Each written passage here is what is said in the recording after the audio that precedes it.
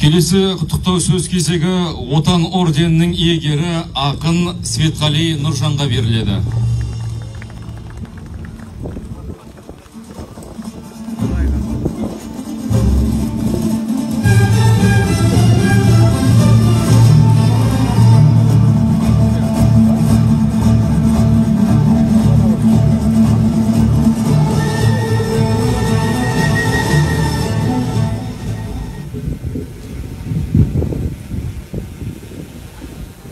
Ассалаумағалайкум. Жалы биік азамат, жаны жылы жамағат, ары мен намысы, иманы бір қазақият. Баршаңызға мына құрма құтты болсын дегім келеді. Осыдан 15 жыл бұрын осы топырақта тұрып бір айтқан сөзім бар еді. Айдаришан, о Сатеке түрегел, заман келді көкірекке гүлігөр. Мекке менен Мединадан басталған, Түркістан мен Оғландыға тапсалған, соқпақ енді бастап келді міне жол деп. Міне Аллаға шүкір, осыдан 35 жыл бұрын мынау Айдаришан атамның қасында, Сәтекемнің басында, о кезде мен 25-тегі жігітпін. Келсем құм басып қалыпты, құм. Тек қана шеті шығып тұр екен Сәтекеңнің бейітінің. Сол кезде кішкене күйзеліп бір өлең жазған 5-6 ауыз. Сәттіғұл бейітінде деген сапырған мұхит теңіздер, топанның қалмыш сарқына Сәттіғұл Жанғабылұлы. Зияраттап кетпек боп атты бұрдым, қапты 1000 қабақты жапты кірбің, жатты жырдың моласын шағыл басып қалмыш сарқын топаннан Сәттіғұлдың. Көресіні әлі сан көре жатам, жебір құмға жем бопты өлең атам, нар жабуы жабылған ботасынды құм жамылған титімдей керек етам. Қызғасынып кеткесін ұл басынып, қарағасын ойсыз жұрт, жырға сұлық, көргесінген шайырдың сүйегіндей бейті де барама құмға сіңіп. Ер азамат тіріндегі күн үшін бе, не боп жатыр білмей ме құм ішінде, жоқтаусыз қалған ба қайран баба, 10 перзентін жоқтаған тірісінде. Жер ғой бұлда құлпырар, ексе гүлдер, ексе гүл жер, тірілер текстеріңдер. Өл ақынның арса саусағындай құм ішінен қол созды, сексе өлдер. Дейтін сынды бар болса жаршылар шын, құм қапастан асылын аршып алсын. Сәттіғұлдың жырының мақамындай уілдейді мұңды жел, әлсін әлсін деп. Ол да 15 қазан еді. Бұдан бірақ 35 жыл бұрын еді. Алла тағала сол бүгін сол бабаларымызды құмнан аршып алып жатқан күн міне. Құдай міне беріп тұр ғой. Кеше жаңбыр жауды, шаңды басты, енді бүгін нұрын шуағын шашты. Осының бәрі әулие әруақтың тебіреніп, біздердің амал істерімізді қолдап жатқанның белгісі емес пе? Осыған мұрындық болған Орынжан бауырымменен қаумалап қоршап алып кеткен ел жұртыма алғыс айтқым келеді ең бірінші. Әрине, тұлға туралы айту үшін оның заманына көз салуымыз керек. Біз осы жерде аспаннан салбырап, я жерден ербейіп шыққан ештеңеміз жоқ. Біздің бәріміз сол бұрынғы бабалардың жемісіміз. Сол жеміс қалай егілді бізге, қалай берілді мынау жүрек дейтін құтықандай планетаға.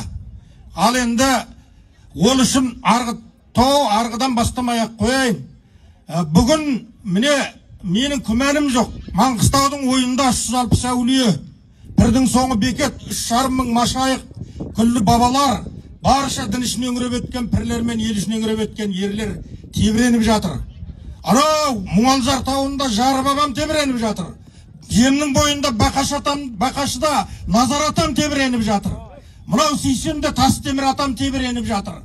Оның бер жағында осы жерде мынау Аққұмның ішінде мешіт медресе ашқан мынау Төлешұлы Тіне Ермағамбет ақын, мынау Қожантай Жүсіпұлы Жалмағамбет ақын, мынау Базар жары Артықұлы Алмағамбет ақын бастаған шайқы пірлер тебіреніп жатыр.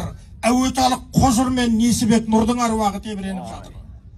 Міне, сондықтан бұл жиынның салмағы ауыр. Сондықтан мен кішкене арғарай үңілейін деп тұрғаным.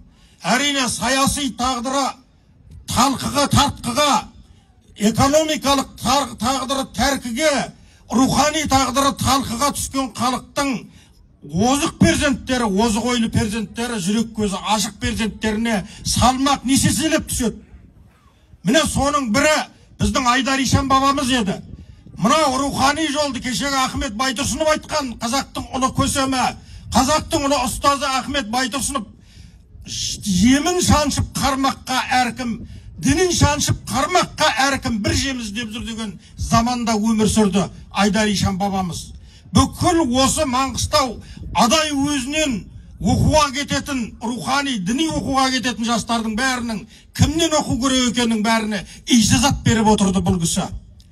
Бұл кісі мынау ең соңғы қазақтың ұлы геологы Размағамбет Ахундарға ижазат берген кісі. Міне қандай ауыр салмақ ол кезде ар жағында догмаға байлайтын қадымшылар қаптап тұр, діннің атын жамылған. Бер жағынан дінге реставрация жасаймыз деп жадитшілерге аптап кірген.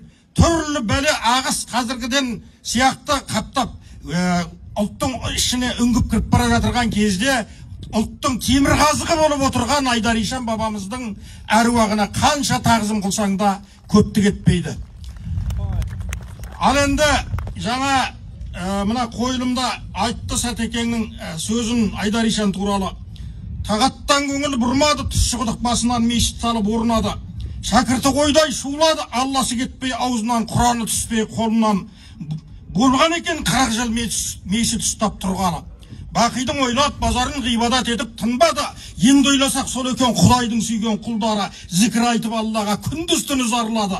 Алла деп нәпсін тыйғандар, бұрынғы шайқы имамдар, көрсеткен екен жұртына шариғаттың хүкімін, тариғаттың жолынан аудармай көңіл пікірін, қоймаған дайым зікірін, Құдайдың сүйген құлдары дидарына хақтың жолығып, тамудың көрмей түтінін деп. Міне осындай азғантай жолда Құранның 6666 аятының мағынасы сыйып тұр осы азғантай ғана жолда. Адам жүректі немен тазартады?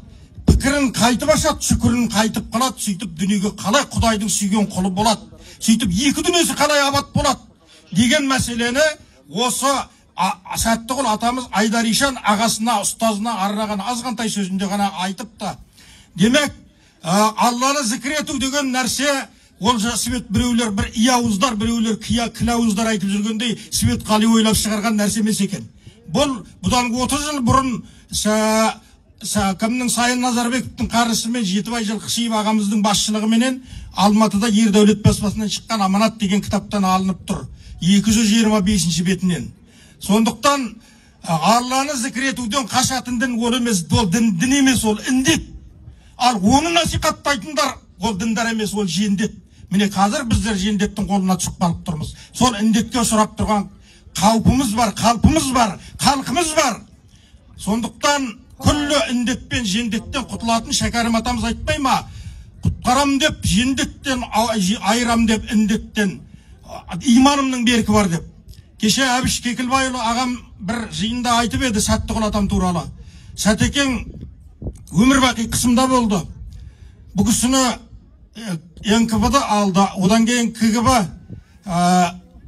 жазушылар одағына өткізудің өзі қиын болды.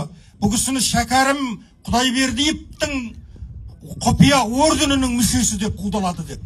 Тұнау Шыңғыстаудағы Шәкәрім менен мынау Тұщықұдықтағы Сәтекеңнің арасындағы рухани байланысты осыдан біле беріңіздер. Кімнің қазаққа дос екенін, кімнің қазаққа керек екенін осыдан біле берсеңіздер болады. Ал сол Сәттіғұл атамыз келер заман туралы не айтты? Осыдан 98 жыл бұрын.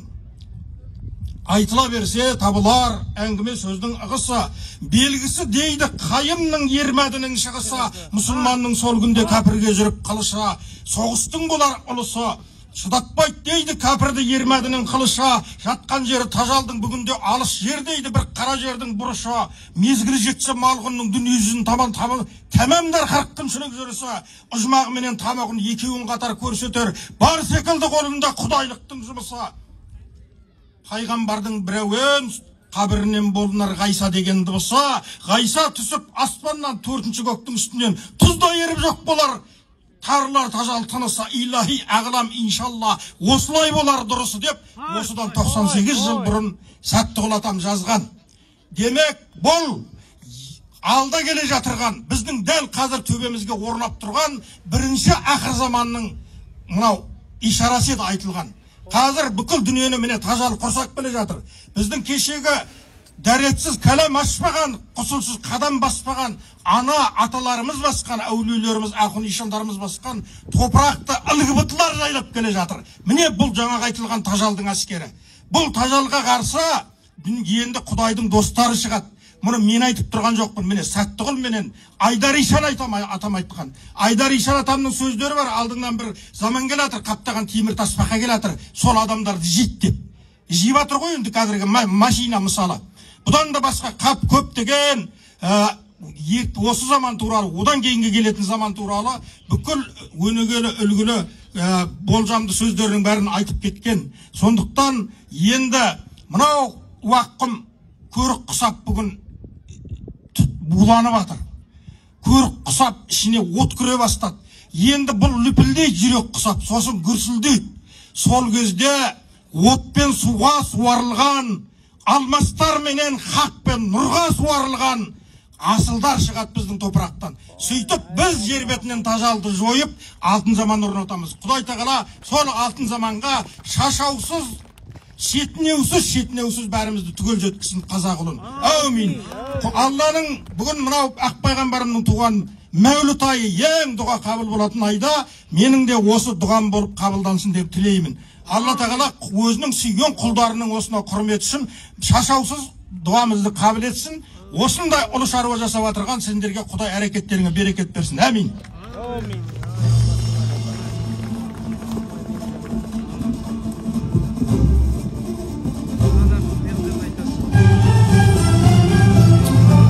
Аталарымыздың басына орнатылған күмбезді ақ кесене құтты болғай. Ізгі іске мұрындық болып тындырған азаматтардың ісін Алла тағала өрге жүздіргей. Мерекелік концертімізді бастаймыз.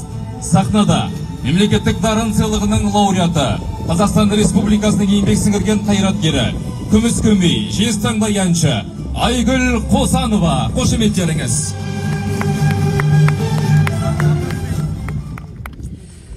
Армысыздар, құрметті жерлестер.